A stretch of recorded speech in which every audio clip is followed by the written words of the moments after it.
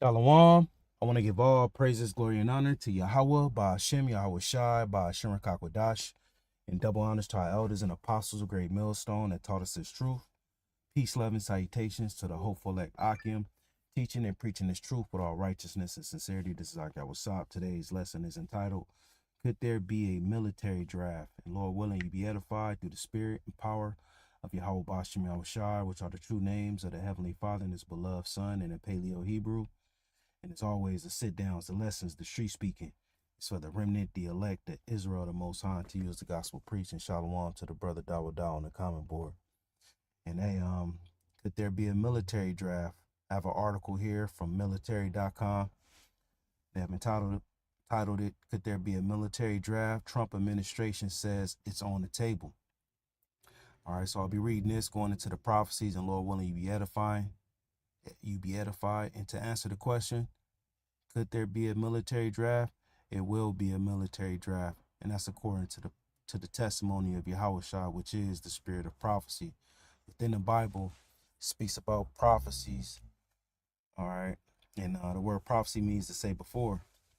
Prophecies concerning the latter days, prophecies concerning the Israelites, prophecies concerning the Edomites, prophecies concerning war, prophecies concerning famine, pestilence, sedition, civil war, right? Love of many, wax and cold, all these different topics, we constantly go into and we bring them out so that the members of the hopeful elect could be warned and edified entering into these days of trouble. So military.com, could there be a military draft? Trump administration says it's on the table. And right now you have Israel and the U.S. fighting a war against Iran, or in the so-called Middle East, which is Western Asia. So I have a map here. All right, you see Israel, it's right here. All right, and they're warring against Iran, which are the Persians. Okay, so let's go ahead and get into it. It says, as the United States continue to strike Iran roughly 10 days since ordered by President Donald Trump, questions about how long the war may last have even been coupled with the prospect of a military draft that administration officials admit remains on the table, meaning it's a possibility. 6 U.S. soldiers have been killed, which is number one. It's always 6 with these devils. That's the number of Esau. All right, it's linked with the beast, but most definitely is way more. Our American media pretty much put America in position as if they're winning everything, as if they're triumphing everything. But the reports has come out that it's not looking good for the American military over there, um, fighting this war against Iran. It says 6 U.S. soldiers have been killed in a war that Trump has continually defended on backdrop of what he and other senior officials have attributed to a imminent threat. And what started this whole situation in the so-called Middle East is that the Trump administration felt like Iran was gonna use nuclear weapons. So in order, to prevent that, they went along and did the first strike. Okay, they felt like they was under imminent threat, which ultimately this whole situation is really to put Esau in position to destroy this economy. I did a lesson going into, let me see, get the title. I did a lesson entitled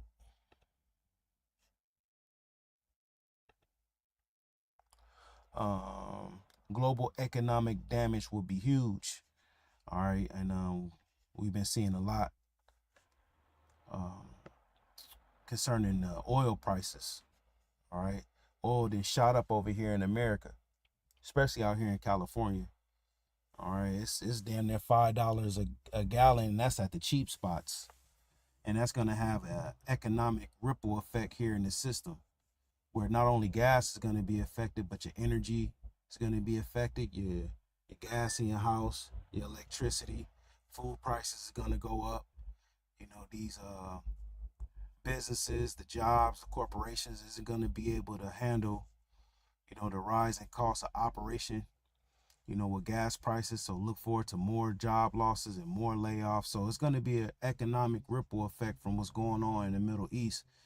And ultimately, what these devils want is to cause all, both small and great, rich and poor, free and bond, to receive this implantable device under the skin that you see on your screen. All right, this is going to be the new monetary system. This is how you're going to identify yourself and be able to buy and sell. And as Esau is in this position trying to push this MOTB, is what we call it, which is an acronym for Mark of the Beast, he's going to be in straits. Okay, it says in Job. So synonymously, as he going to war, all right, no, synonymously as he trying to accomplish his goal with putting this technology in people, he's going to be at war. All right, Job 20 and 22, in the fullness of his sufficiency, he shall be in straits. And this is addressing Esau. Every hand of the wicked shall come upon him. Now, when you go into this word wicked here, we see the Hebrew word aimal, aimal, which is a laborer, sufferer, wretched one, laborer, workman. And you see with the TikTok rants and the Instagram rants, the reels, everybody is pretty much hip to the wickedness of the elites and how they use capitalism to make sure, this American currency stay afloat.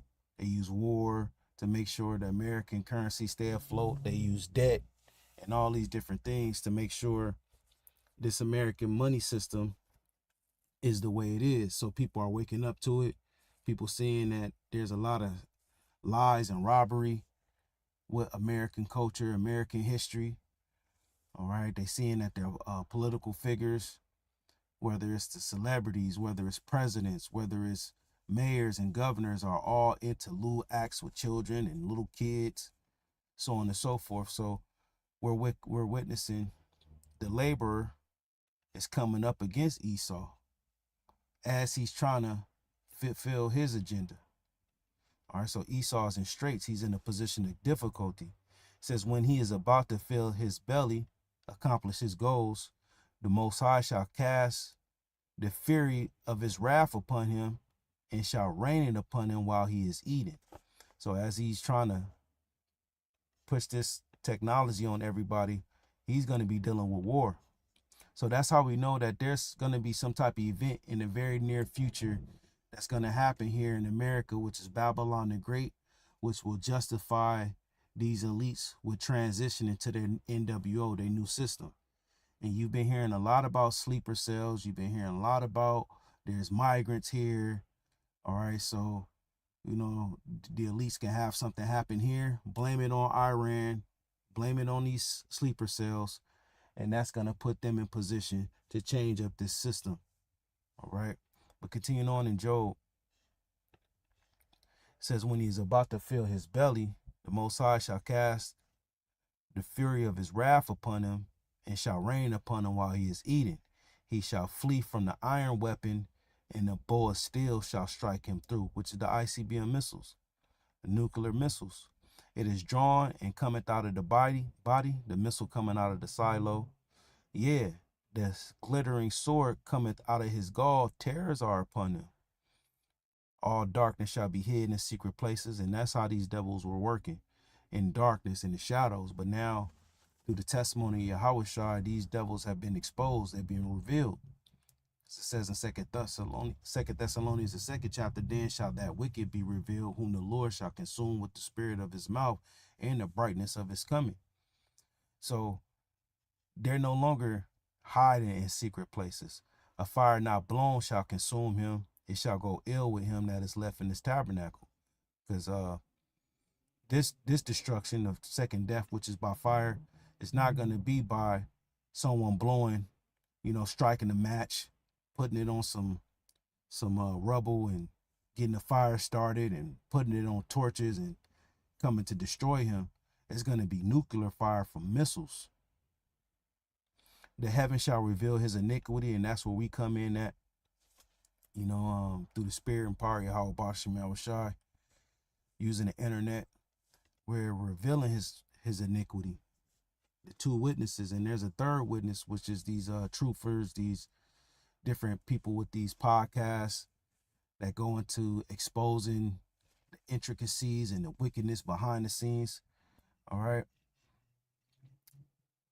They're revealing his iniquity, and iniquity is sin upon sin. The earth shall rise up against him. The increase of his house shall depart, and his goods shall flow away in the day of his wrath. So he's going to lose everything, and this riches is going to be translated to the true nation of people that is going to inherit the earth again, which are the Israelites. Starting off with Yahushua.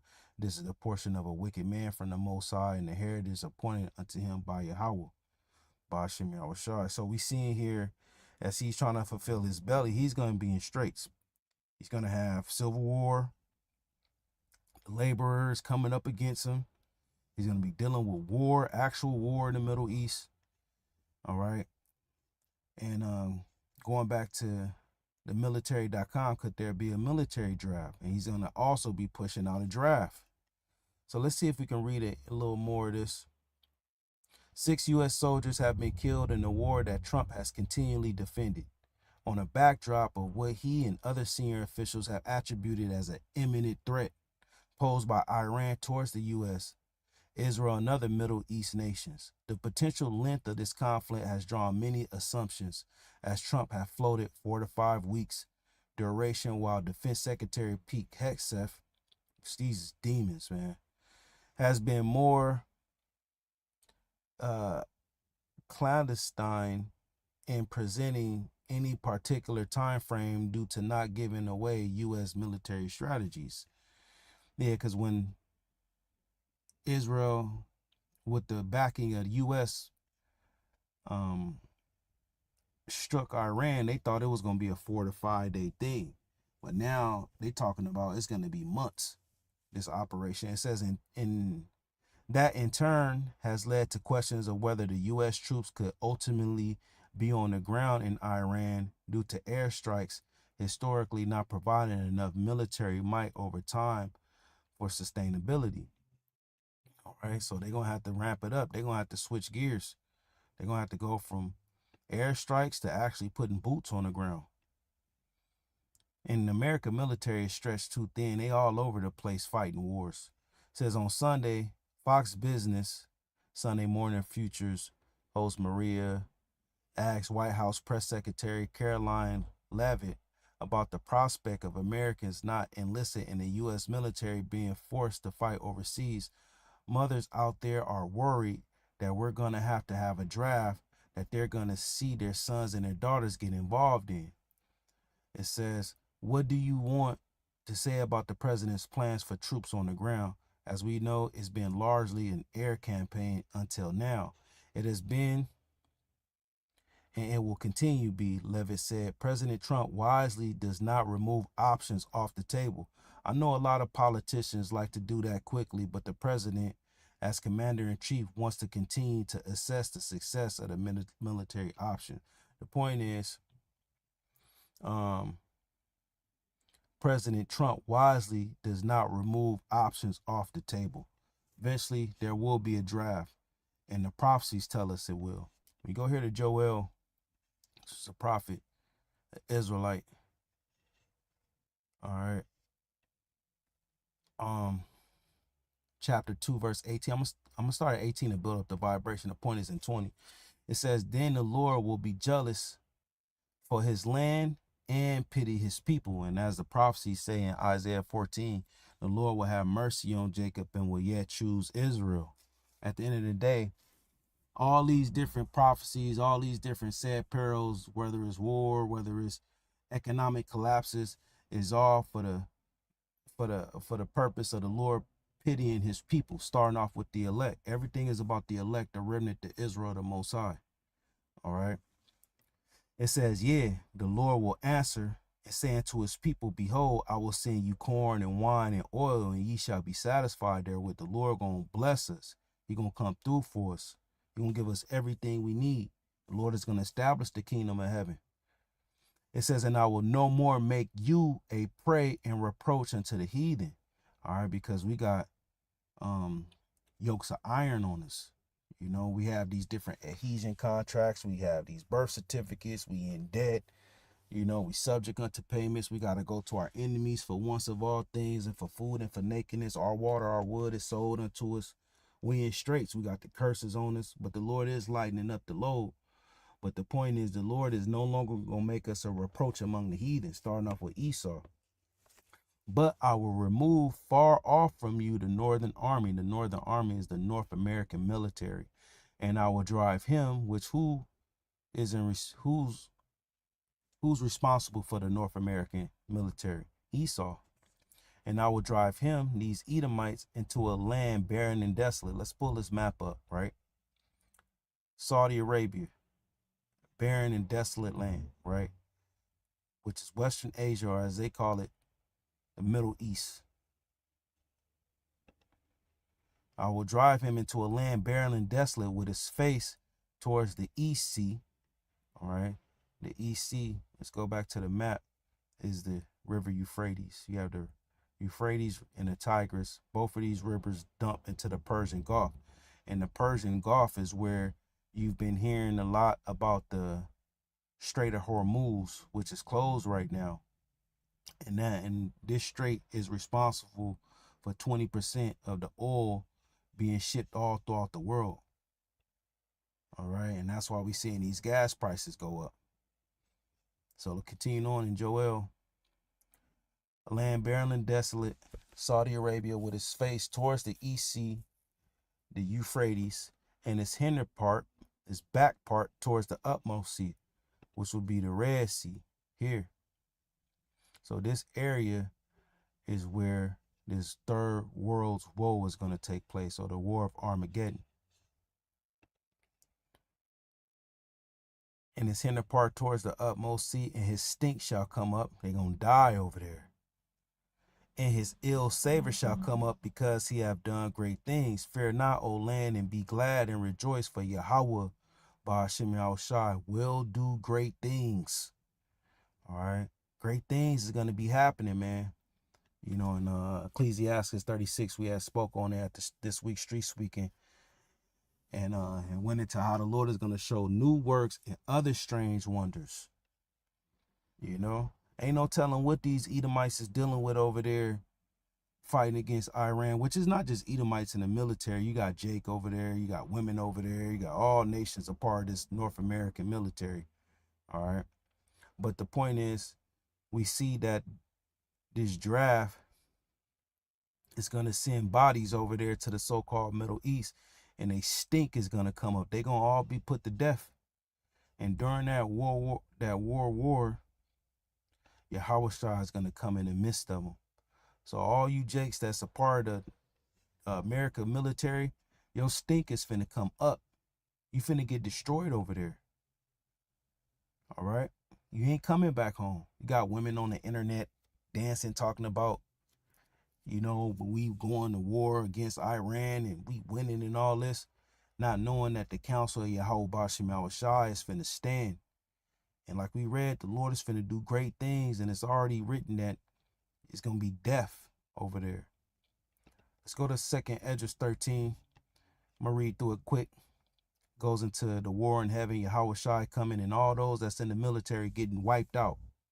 And it came to pass, after 7 days, I dream a dream by night. This is Esdras, a Levite, a priest, a prophet, seeing visions of Yahushai coming. It says, and lo, there arose a wind from the sea that moved all the waves thereof.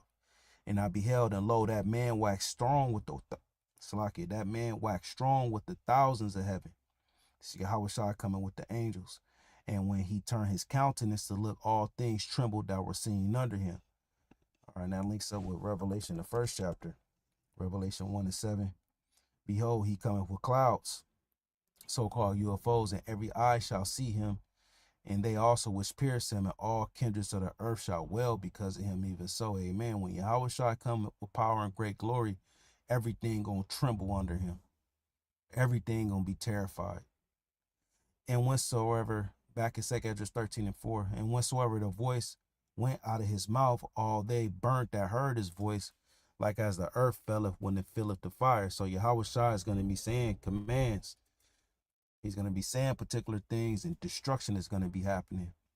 And after this, I beheld, and lo, there was gathered together a multitude of men. It's going to be men and women out of number from the four winds of heaven to subdue the men that came out of the sea, the spiritual realm. And the heavens is synonymous with the waters. So you're going to have men out of number. It's going to be men and women in the military. And not just the North American military. You're going to have all the military of the heathen. You're going to have Chinese military. You're going to have Iran, Iraq. You're going to have all these heathen nations, man. Prophecy speak about Yahushua taking many crowns. Not that he will have actual crowns on his head, but he's taking the power from all these kings that's in position right now. Starting off with Esau. It says, and I beheld, and lo, he had graven himself a great mountain and flew upon it, which is a chariot. All right, chariot got different shapes. They look different. You know, Esau call them meteors and rocks. But here we see in Esdras describing this aircraft as a great mountain. In Revelation 1:7, it says clouds. All right. In Isaiah 63, it says that Yahushua is traveling in the greatness of his strength. In Habakkuk, the 3rd chapter, it speaks about the chariots of salvation. So they got different titles in the scripts. And like we read in Joel, the 2nd chapter, the Lord is going to do great things. All right. So all we got to do is sit back and watch. But continuing on in 2nd Esdras 13:7, but I would have seen the region or place where out the hill was graven and could not. He couldn't determine where this large ship came from. And after this, I beheld, and lo, all they which were gathered together to subdue him were sore afraid, and yet durst fight. All right, you people that get drafted in this North American military, y'all gonna be terrified, but the Lord gonna put the spirit on you to fight. And lo, as he saw the violence of the multitude that came, so you know, the war in heaven, these aircrafts that the heathen have is going to be fighting against the so-called UFOs or the chariots of Israel, which is them fighting against the Lamb and the angels, Yahushua and the mighty angels. And they're going to be shooting out their lasers, their sophisticated tech. They're going to be using their drones, all right, bullets and missiles. As it says here, he saw the violence of the multitude that came. He neither lifted up hand, nor held sword, nor any instrument of war. Yahushua ain't got to do that. But only I saw that he sent out of his mouth as it had been a blast of fire, and out of his lips flaming breath, and out of his tongue he cast out sparks and tempests. So just, you know, parabolically saying, when he sent them commands out, when he said the words, you know, destruction happened. Lasers and fire came out of the chariots. All right, now when you go to Revelation 14, is it 14? Yeah. And it goes into the reapers. It's the same vision that Esdras saw in 2nd Esdras 13. Apostle John saw it. All right. And you're going to see how they're using a loud voice and things are happening. Revelation 14:14, I look, and behold, a white cloud chariot, or as Esdras called it, a mountain. And upon the cloud one sat like the Son of Man, having on his head a golden crown, and in his hand a sharp sickle. Now one might say, okay, well, look, it said he over here, he didn't have any instrument of war. He didn't have nothing in his hand. But over here, he got stuff in his hand. What's going on? Well, it's just prophetically, right? It's a vision. All right, just basically Yahushua coming on these aircrafts to bring judgment. That's all it is. Sharp sickle is the lasers. And another angel came out of the temple, crying with a loud voice to him that sat on the cloud, thrust in thy sickle and reap. Basically, send out the laser beams. For the time has come for thee to reap, for the harvest of the earth is ripe. Pursuant to the sower and the seed parable. Is it the sower and the seed parable? I believe it's the sower and the seed parable. The harvest is the end of the world. And he that sat on the cloud thrust in his sickle in the earth, and the earth was reaped. He sent out the laser beams. And another angel came out of the temple which is in heaven, he also having a sharp sickle. angels with laser beam technology. And another angel came out from the altar which had power over fire and cried with a loud voice to him that had the sharp sickle, saying, thrust in thy sharp sickle and gather the clusters of the vine of the earth, which are the Edomites, for her grapes are fully ripe. Bring destruction on them. That links up with Isaiah 63. And the angel thrust in the sickle into the earth and gathered the vine of the earth and cast it into the great wine press of the wrath of the Most High. And the wine press was trodden without the city, and the blood came out of the wine press even unto the horse's bridle by the space of 1,600 furlongs. So it's going to be blood and death shed all over the place. So y'all join that military if you want. Yahweh Shai and the angels is going to destroy you. All right. Now, we were seeing here crying with a loud voice. Same thing that's here in 2nd Esdras 13 and 10. But I only saw that he sent out of his mouth as it had been a blast of fire, and out of his lips a flaming breath, and out of his tongue he cast out sparks and tempests. Sending that he thrust in thy sickle and reap. Blasted out the laser beams, and they were all mixed together, the blast of fire and the flaming breath and the great tempest, and fell with violence upon the multitude which were prepared to fight, and burnt them up every one.